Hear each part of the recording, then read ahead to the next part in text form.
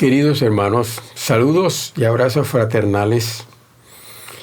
Primero que todo, queremos darle gracias a todos esos hermanos que nos han enviado mensajes de fortaleza y de apoyo. Así que no quisiera dedicarme a eso, sino a otro tema.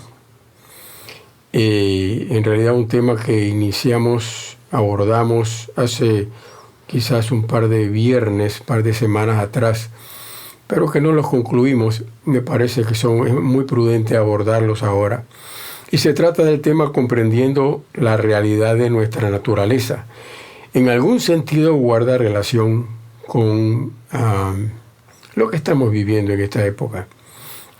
Cuando abordamos la epístola a los Romanos, en particular y específicamente el capítulo 7, versículo 18 en adelante, hay muchos temas que vienen mucho a colación a lo que vive la humanidad en este día. La iglesia de Roma, algunos estudiosos comentan que Romanos es quizás la epístola más importante del Nuevo Testamento, que es el libro más influyente de la Biblia. Y en cierto sentido sí, porque fue uno de los libros que inspiró la Reforma, en realidad. La iglesia ubicada en Roma era una iglesia compuesta por judíos y gentiles, pero con la mayoría de gentiles realmente. Era una iglesia como todas, las que nacieron en esa época, con gran necesidad de instrucción respecto a muchos temas. Pero el Señor escoge a Pablo para tratar un tema básico, que es el tema de la naturaleza de la salvación, y específicamente la pregunta: ¿qué ocurre cuando somos salvos? La porción esta de Romanos 7 concluye con un grito de angustia, y Pablo dice: miserable de mí. La versión Nueva Traducción Viviente traduce: soy un pobre desgraciado. Un grito desgarrador de Pablo, pero que obviamente no revela la condición espiritual del apóstol, sino un reflejo, una enseñanza que nos quiere dar Dios a través de él. El cristiano, cuando sufre la condición de su naturaleza espiritual, creo que es un indicador muy interesante. Cuando comenzamos a experimentar una naturaleza dentro de nosotros que se opone, me parece que es muy importante este tema. Así que, pero nos dedicaremos a este punto un poco más tarde. Ahora, permítame acercarme a ustedes haciéndonos las siguientes preguntas. ¿Cuál es el origen de esta condición que sufrimos hoy?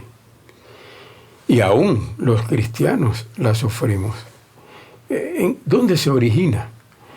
Cuando leemos los 3 primeros capítulos de Génesis, se nos aclara que el pecado no es inherente a la naturaleza humana.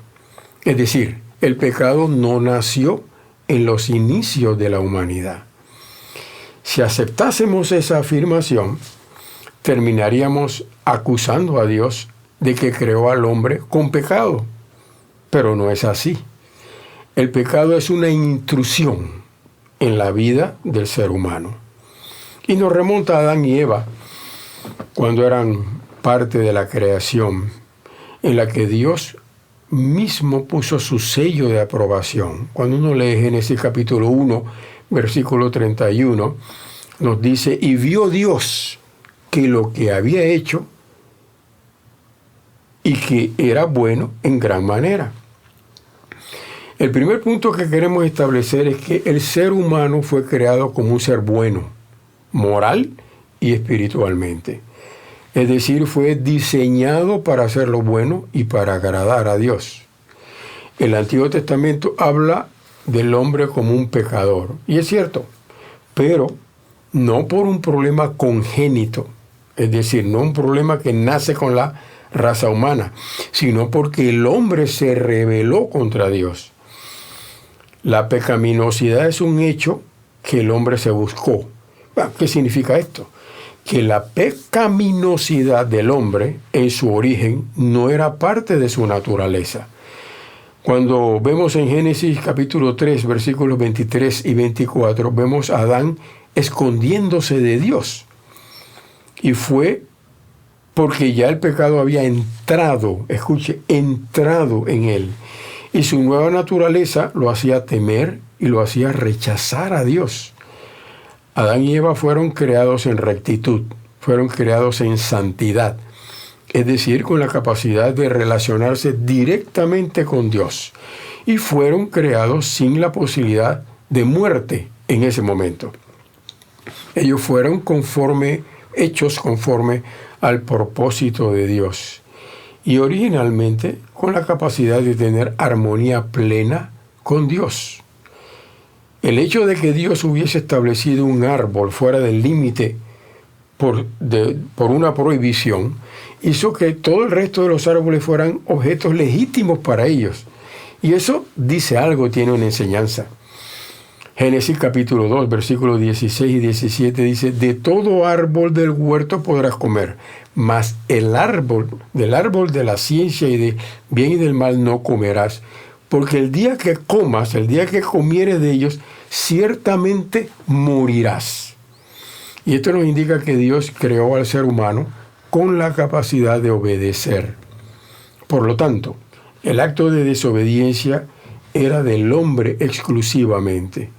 Quiero abordar este tema que al principio puede sonar muy teológico, pero nos va a dar base para lo que vamos a decir más adelante. Adán y Eva nunca pudieron levantar el dedo acusador, nunca pudieron decir: nosotros pecamos por la culpa de Dios.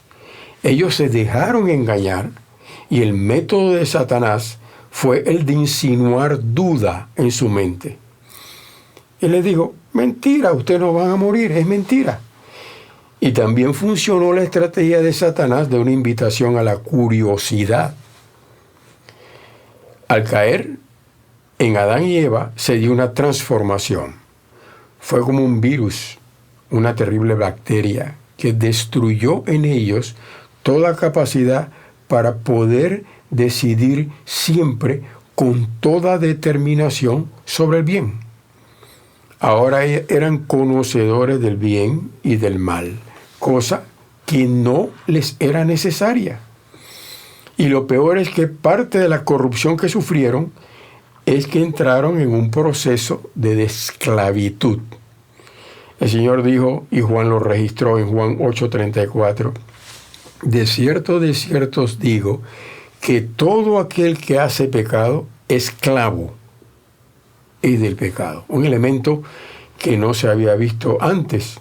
El Señor lo revela con toda claridad. Todo acto de pecado se convierte en una cadena, porque el pecado se enseñorea de nuestra conciencia y esclaviza la voluntad del ser humano. Esta es quizás la consecuencia más grave del pecado en el ser humano. Romanos 6:20 nos dice claramente: cuando erais esclavos del pecado, y ese erais en el pasado introduce un elemento adicional muy interesante. El pecador se considera libre para pecar. Mire que es muy interesante. El pecador se siente libre para pecar, pero no se considera libre para no pecar. ¿Recuerda usted, mi querido hermano y mi querida hermana, las cadenas que tenía antes?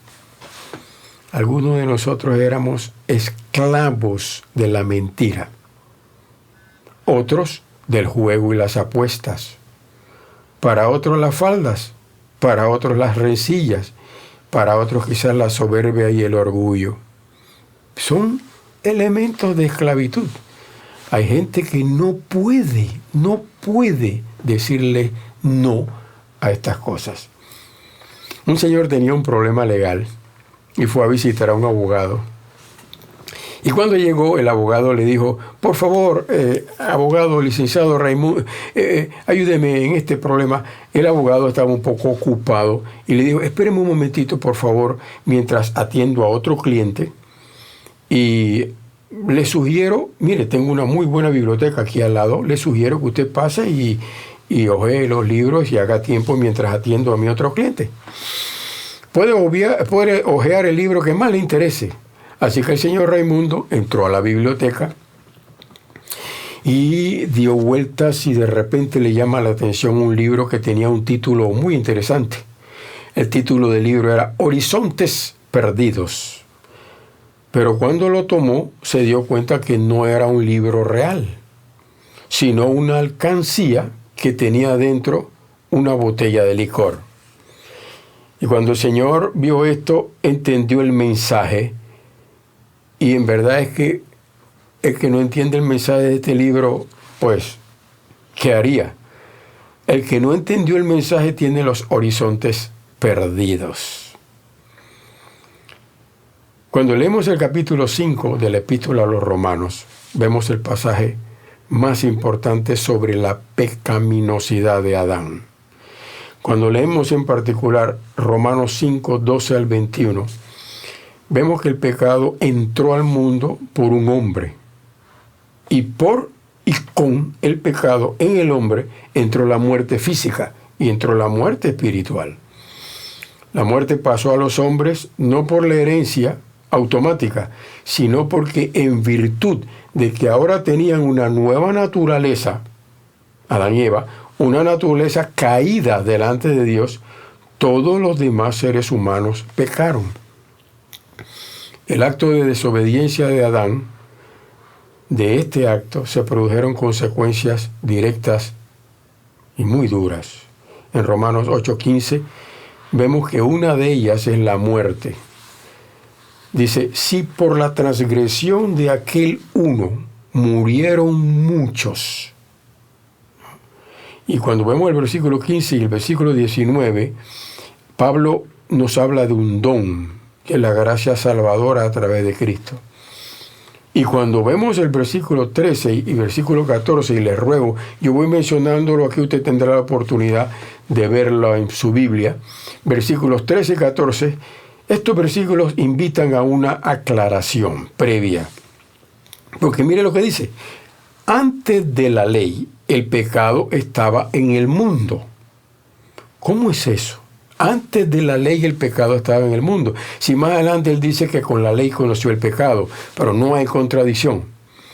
Sin duda el pecado ya estaba en el mundo, aún antes de que se diera la ley del Sinaí. Quiere decir que durante el período entre Adán y Moisés reinó la muerte. Y es claro que el pecado ciertamente fue tenido en cuenta, aunque la ley del Sinaí con sus mandatos específicos no existía todavía, pero ya había una norma establecida por Dios. La realidad del pecado no dependía del establecimiento de la ley mosaica, y eso es algo que muchos tienen equivocado. La ley de Dios había sido escrita en el corazón del hombre. Romanos 2, 14 y 15 lo manifiesta. Claro, lo que viene a hacer la ley es establecer una serie de puntos, y ese es el tema de Pablo en los capítulos de 5 al 8 de Romanos. En Romanos 6:2, Pablo nos reta con una figura espiritual. Pablo dice, los que hemos muerto al pecado. Revise el versículo 7, revise el versículo 11 del capítulo 8 de Romanos. Se trata de una expresión muy fuerte, pero no significa que nunca vamos a pecar, sino que ahora hemos gozado de las bendiciones de la muerte de Cristo. En el versículo 14, Pablo, inspirado, nos repite, el pecado no se enseñoreará de vosotros.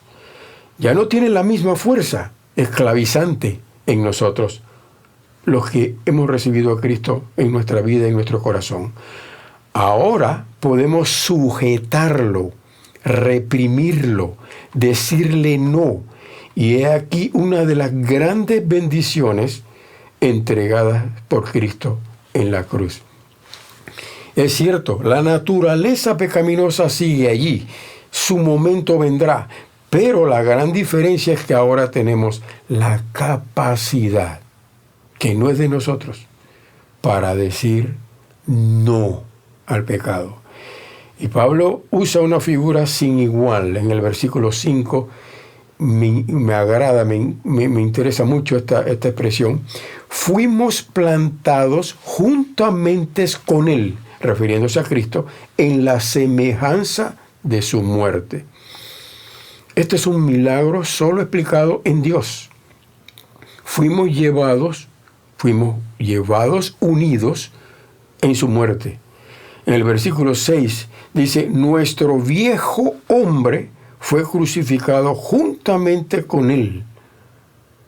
Y luego concluye en el versículo 11, considérense muertos al pecado. La muerte de Cristo es una figura de la muerte a nuestra vida pasada. Y Pablo concluye el capítulo 6, recordando que la consecuencia del pecado en el ser humano es la muerte física, es la muerte espiritual. Tanto el versículo 21 como el versículo 23 nos enseñan que el fin de las obras pecaminosas, la paga que nos da eso, es sencillamente la muerte. Y en el versículo 21, Pablo nos ofrece un indicador práctico que nos sirve para darnos cuenta que hemos sido liberados. ¿Sabes cuál es ese indicador? Que ahora nos avergonzamos del fruto de aquellas cosas que hacíamos antes. A veces recordamos aquellas cosas, aunque sea momentáneamente, no para acariciarlas, sino para realmente avergonzarnos de eso. Pero quiero subrayar que ahora tenemos esa capacidad para decir no. Eso me trae a la memoria un señor mayor, pero que era muy rico. En una ocasión se perdió en el bosque. Él tenía una casa con un amplísimo bosque y a pesar de todas las advertencias de sus familiares de que no saliera por su condición senil, bueno, una vez salió y pasaron muchas horas. Se perdió en el bosque hasta que lo encontraron sentado sobre una rama, en una actitud de mucha desesperación. Y cuando la policía le preguntó, señor, seguramente usted no sabe dónde está, obviamente, pero ¿sabe usted quién es?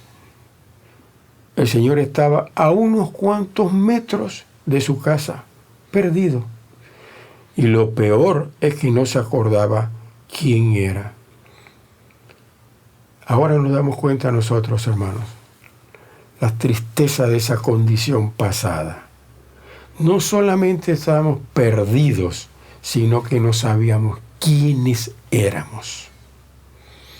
Y es tan importante saber quiénes somos nosotros como cristianos. Es muy importante. Y en la próxima intervención voy a referirme más a eso. Conocer nuestra identidad. Eso nos provee de firmeza, de estabilidad. Conocer nuestra naturaleza como cristianos. ¿Quiénes somos?